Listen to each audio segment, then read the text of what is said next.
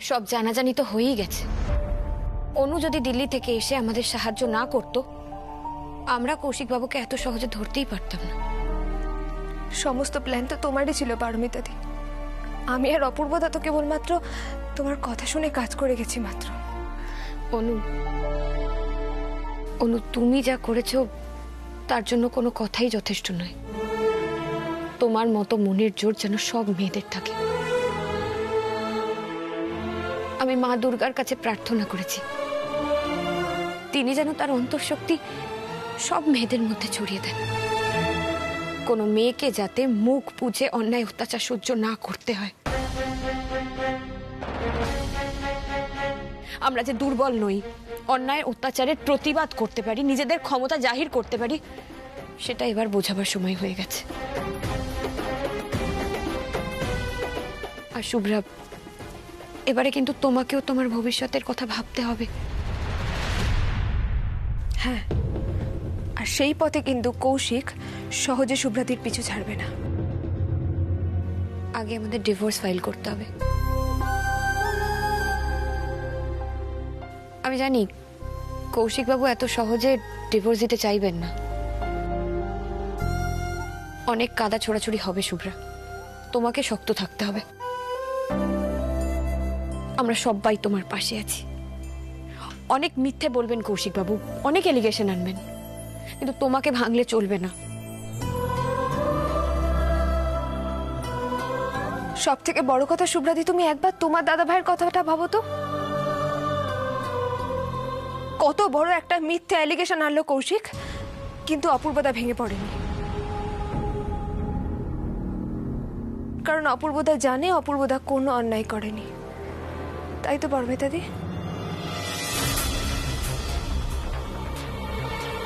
আচ্ছা বৌদি, আপনি কি জানেন আপনার সর্বনাশের মূল কে? মানে কুট্টুসের ওপর থেকে তার বাবার ছায়া কে কেড়ে নিয়েছে? আপনার স্বামী হিমাংশু বাবু। তার মৃত্যুর জন্য দায়ী কি জানেন? আমি আছি, এই অপূর্ব।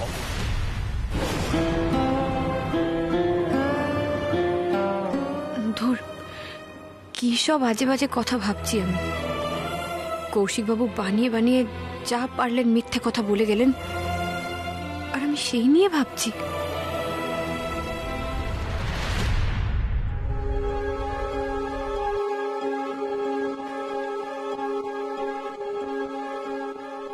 কি বলছিস কি তুই অপূর্ব?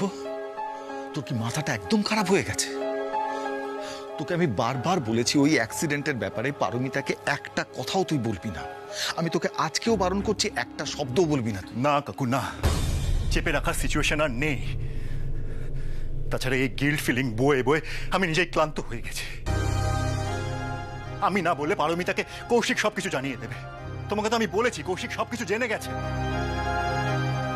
এর চেয়ে বেটার পারমিতা আমার মুখে সবকিছু জানুক। সেদিন রাতে কি ঘটেছিল পারমিতার জানা দরকার। অপূর্ব, তুই পারমিতার সাথে এতগুলো দিন সংসার করছিস, পারমিতাকে তুই এইটুকু চিনতে পারলি না? কৌশিক যদি আজকে পারমিতাকে কিছু বলে, পারমিতা সেটা বিশ্বাস করবে? দেখ দেখ অপূর্ব, তুই প্লিজ নিজের মন থেকে গিল্ট ফিলিংটাকে দূর কর।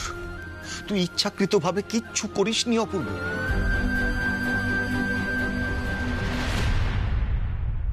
দেখ অপূর্ব, তুই গাড়ি চালাচ্ছিলি, সে সময় একটা অ্যাক্সিডেন্ট হয়। ইট ওয়াজ অ্যান অ্যাক্সিডেন্ট। অ্যাক্সিডেন্ট যে কোনো সময়, যে কোনো জায়গায়, যে কারোর সাথে হতে পারে। অপূর্ব, অপূর্ব প্লিজ তুই এই ভাবনাটা তোর মন থেকে দূর কর যে কুট্টুসের বাবার মৃত্যুর জন্য তুই দায়ী। এই ডিসিশনটা এবার পারমিতাকে নিজেকেই নিতে দাও কাকু। কোনটা ঠিক কোনটা ভুল সেই জাজমেন্টটা ও নিজেই করুক। আচ্ছা অপূর্ব, পারমিতা জাজমেন্টটা করবে কিসের ভিত্তিতে? একটা ঘটনার একটা দিক জেনে কখনো জাজমেন্ট করা সম্ভব? তুই তো ওকে একটা দিকই বলবি, এবং সেটা হচ্ছে ঘটনার অন্ধকার দিকটা। তো একটা খারাপ দিক জেনে সে বিচার করবে কি করে? কিসের ভিত্তিতে বিচার করবে? তাছাড়া পারমিতা কোনো ব্যাপারে এক পেশে বিচার করে সিদ্ধান্ত নেওয়ার মেয়ে নয়, আমি ওকে যতটুকু চিনি। এটা ওর কাছে একটা বিরাট গুরুত্বপূর্ণ ঘটনা কাকু। ভালো খারাপ, ঠিক ভুল, অন্ধকার আলো, সেটা যাই হয়ে থাক না কেন, সেটা ওকেই বুঝে নিতে দাও। এমনিতেই অনেক দিন ধরে আমরা পুরো ব্যাপারটা ওর থেকে চেপে রেখেছি, কিচ্ছু বলিনি। ওর জানার সম্পূর্ণ অধিকার রয়েছে কাকু। আজকে আমি ওকে সবকিছু বলবোই। অপূর্ব, অপূর্ব শোন প্লিজ, যাস না।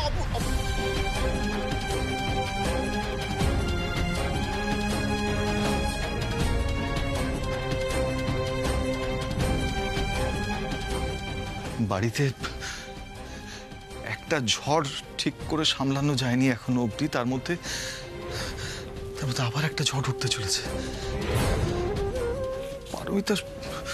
পারমিতা শুনে কি করবে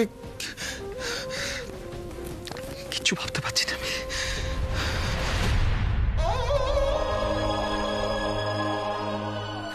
অনু, তুমি একটু এখানে থাকো, আমি ওদিকটা দেখে একটু আসছি। পারমিতা, হ্যাঁ কাকিমণি। বাইরে ঝড় বৃষ্টি শুরু হয়েছে, বাচ্চাগুলো ফিরেছে, গিয়ে একটু দেখো তো ভিজে টিজে গেছে কিনা। যাও।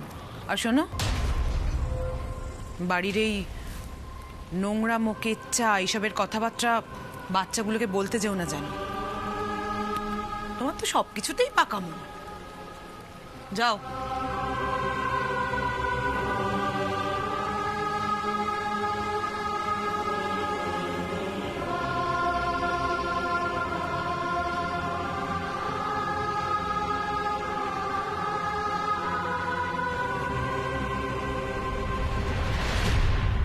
ভগবান, কি কি যে দেখতে হবে আরো। পুজো যেতে না যেতেই বাড়ির পরিবেশটা এমন হয়ে গেল।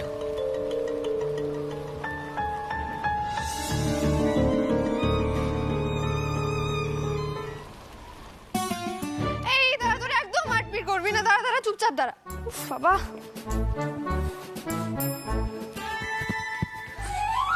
তুই আমার চুল ধরে টানলি, দাঁড়া। তোরা একটু চুপচাপ করে দাঁড়াবি। মাথায় বৃষ্টির জল পড়েছে, ভাই ঠান্ডা লেগে যাবে তো। দাঁড়াও, আবার শুরু করেছে দুজনে। তাও ভাগ্য ভালো বৃষ্টির আগে ঘরে চলে এসছো তোমরা। পুরো ভিজে গেছো তো। দেখি পরি আন্টি, সবাই কোথায় গো? তো চুপচাপ লাগছে। সবাই ঘরে আছে মনে হয়, যে যার। মা, কাকুরে আমার চুল ধরে টানছে। ও আগে আমার চুল ধরে টেনেছে, পাজি কোথাকার। একদম ঝগড়া করবে না, দুজনকেই বলছি একদম মুখে আঙুল দাও। চুপ করে ঘরে যাও। যাও, আমি গরম দুধ নিয়ে আসছি, গিয়ে জামা কাপড় ছেড়ে নাও। যাও যাও যাও। শ্রীজা, তুমিও ঘরে গিয়ে জামা কাপড় ছেড়ে নাও। যাও।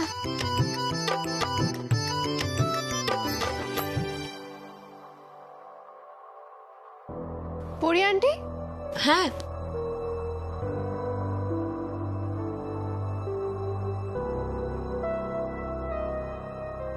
বাড়িতে সব ঠিকঠাক আছে তো? হ্যাঁ, একদম সবকিছু ঠিকঠাক আছে। তুমি তুমি ভিজে গেছো তো, যাও যাও ঘরে গিয়ে চেঞ্জ করে নাও, আমি দুধ নিয়ে আসছি। না, কিছু তো একটা নিশ্চয়ই হয়েছে। এখনো কেউ নিচে এলো না। আর দশমী রাতে একটা খাওয়া দাওয়ার প্ল্যান হয়েছিল না, সেটার আয়োজন কোথায়? কিছু দেখতে পাচ্ছি না। আসলে তোমরা তো বাড়ি ছিলে না, বাড়ির সবাই মিলে একটু রেস্টুরেন্টে গেছিল, তাই হয়তো দেখো সবাই ঘরে রেস্ট নিচ্ছে। তুমি ঘরে যাও, আমি দুধ নিয়ে আসছি। যাও যাও ঘরে যাও। তোমার মুখটা কেমন থমথমে লাগছে। সিরিয়াস কিছু একটা নিশ্চয়ই হয়েছে পরি আন্টি। তুমি আমায় কেন বলছো না? আমি কিন্তু গুঞ্জার কুট্টুস নই পরি আন্টি। আমি কিন্তু সব বুঝতে পারছি। জানো তো, মা আমার সাথে সব কিছু শেয়ার করতো, কোনো কথা আড়াল করে রাখতো না। কিন্তু তুমি। দাঁড়াও শ্রীজা,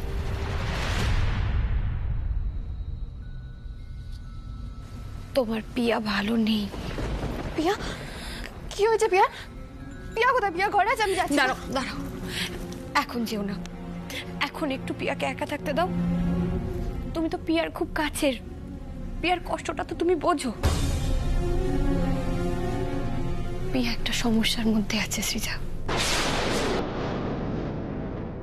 তুমি যদি এখন গিয়ে পিয়ার সাথে কথা বলো, কোনো প্রশ্ন করো পিয়াকে, পিয়ার কষ্টটা কিন্তু আরো বাড়বে। তুমি নিশ্চয়ই চাইবে না তোমার পিয়া কষ্ট পাক। কিন্তু পিয়া মন খারাপ করে থাকবে। তুমি যাবে তো, তুমি যাবে তো। তুমি তো বড় হয়েছো মা, তুমি তো জানো যখন মানুষের মন খারাপ থাকে তখন কোনো কথা ভালো লাগে না, কারোর সাথে কথা বলতে ইচ্ছা করে না। একটু সময় দাও পিয়াকে, তারপর তুমি গিয়ে কথা বলো, ঠিক আছে? এখন ঘরে যাও, যাও।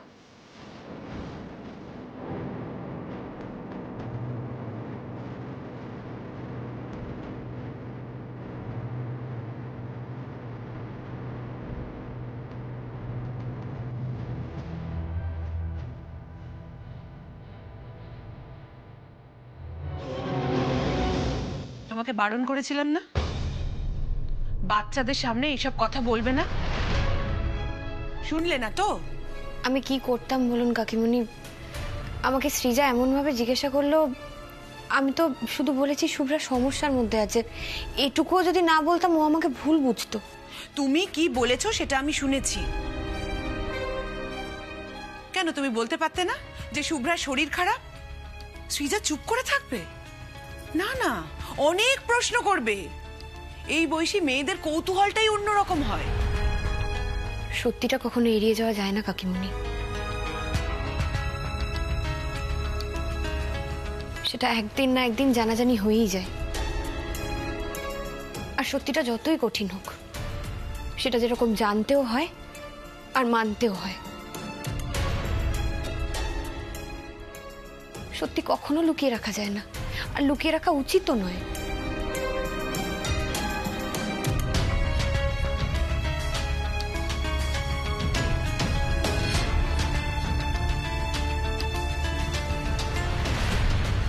আর সত্যিটা যতই কঠিন হোক, সেটা যেরকম জানতেও হয় আর মানতেও হয়। সত্যি কখনো লুকিয়ে রাখা যায় না, আর লুকিয়ে রাখা উচিতও নয়।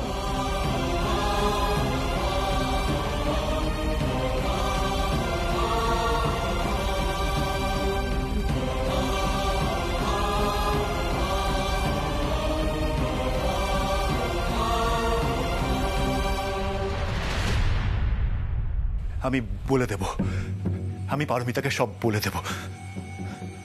কিন্তু আমি এত ভয় কেন পাচ্ছি? এত বড় একটা সত্যি বলার সত্যি খুব কঠিন। আমি কিছুতেই সাহস পাচ্ছি না বলার পারমিতাকে। বারবার বলতে যাচ্ছি, কিন্তু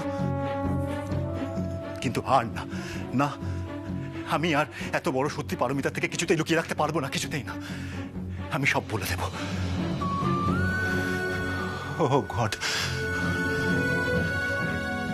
ঠাকুর প্লিজ, প্লিজ আমাকে শক্তি দাও, সত্যি কথা বলার সাহস দাও, সত্যি সম্মুখীন হওয়ার।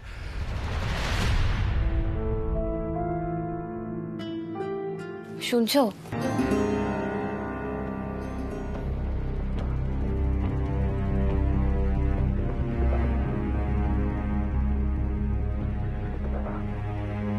চা এনেছি, একটু চাটা খেয়ে নাও, ভালো লাগবে।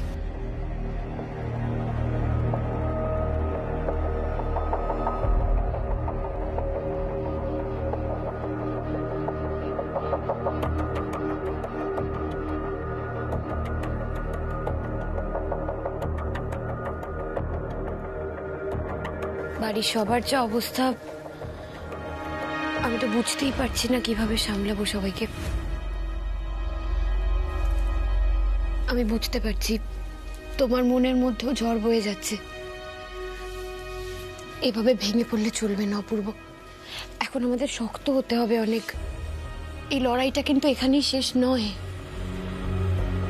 শুভ্রাকে ডিভোর্সটা পাওয়ানোর ব্যবস্থা করতে হবে। কৌশিকবাবু কিন্তু এত সহজে ডিভোর্স দেওয়ার মানুষ নন, উনি অনেক কিছু প্ল্যান করবেন।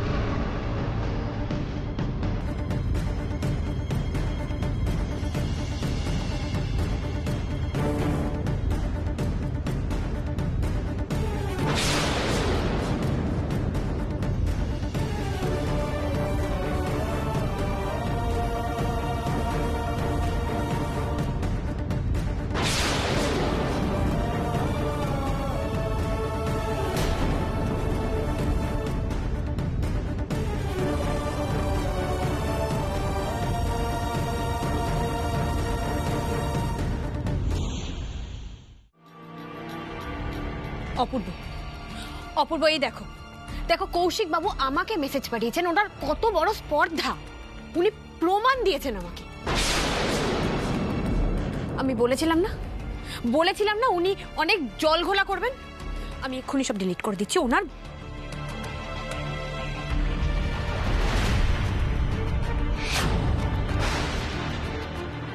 কি হলো? সত্যিটা জানতে হয়, যতই কঠিন হোক না কেন সত্যিটা জানতেও হয়, মানতেও হয়। সত্যি কখনো লুকিয়ে রাখা যায় না, উচিত নয় সেটা। মানে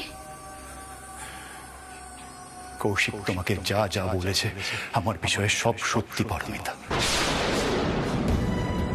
এক বিন্দুও মিথ্যে কথাও তোমাকে বলেনি আমার বিষয়ে, সব সত্যি কথা বলেছে।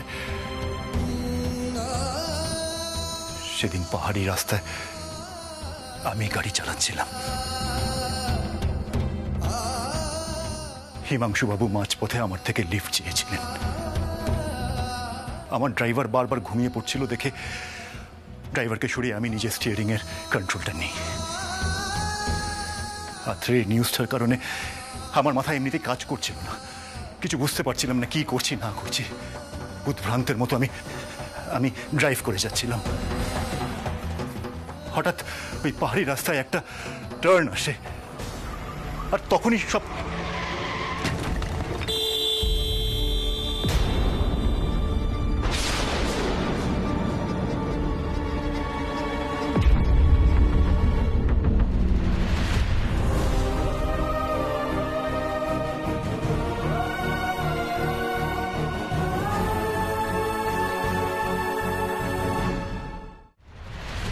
বিশ্বাস করো পারমিতা, সেদিন অ্যাক্সিডেন্ট হওয়ার পর আমি নিজেই সেন্সলেস হয়ে গেছিলাম। আমি তো হিমাংশুকে চিনতাম না। জ্ঞান আসার পর আমার কাছে ইনফরমেশন এলো যে আত্রেয়ীর অবস্থা খুব খুব ক্রিটিক্যাল। আমি আমার দুই মেয়ের কাছে ছুটে চলে যাই। তখন আমার মাথায় আর কিচ্ছু আসছিল না, আমি কিছু ভাবতে পারছিলাম না। তারপর আমাদেরকে খবর দেওয়া হলো যে আত্রেয়ী আর নেই।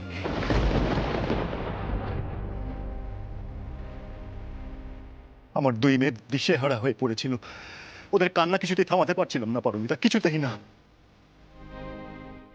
গুঞ্জাতা না হয় ছোট ছিল, সৃজা একদম মানুষ হিসেবে চেঞ্জ হয়ে গেল। তুমি তো সৃজাকে দেখেছো, কদিন আগে পর্যন্ত ও অন্যরকম একটা মানুষ ছিল। আর আত্রেয়ীকে হারানোর পর আমি একটা বিভৎস সিচুয়েশনের মধ্যে চলে গেছিলাম পারমিতা। কিচ্ছু ঠিক থাকতো না, আমি কিছু বুঝতে পারতাম না চারিদিকে কি হচ্ছে না হচ্ছে। দুই মেয়েকে সামলাতে পর্যন্ত পারছিলাম না, এত হেল্পলেস লাগতো আমার। তারপর আস্তে আস্তে যখন সিচুয়েশনটা একটুখানি থিতু হলো, আমি যখন একটুখানি বেরিয়ে আসতে পেরেছি এই ভয়ানক সিচুয়েশনটার থেকে, তখন ওই মৃত ব্যক্তিকে খোঁজার জন্য আমি জান লড়িয়ে দিয়েছিলাম।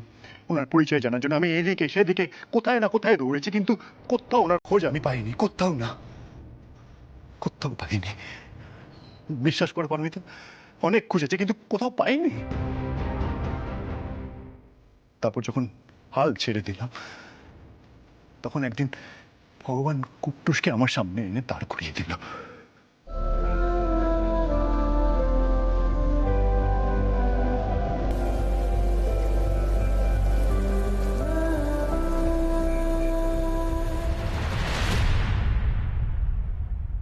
গ্র্যাজুয়ালি আমি জানতে পারলাম যে কুট্টুসের বাবাই হিমাংশু। এই দেখো বাবার ফটো, কি সুন্দর দেখতে না? তারপর থেকে আমি প্রচন্ড অপরাধ বোধে ভুগতে আরম্ভ করলাম। এমন কোনো একটা দিন যায়নি যেখানে আমার মন নিজেকে কুড়ে কুড়ে খাইনি। রোজ রোজ রোজ আমার মন আমাকে কুড়ে কুড়ে খেয়েছে। আমি কাউকে কিছু বলতে পারতাম না, কিচ্ছু না।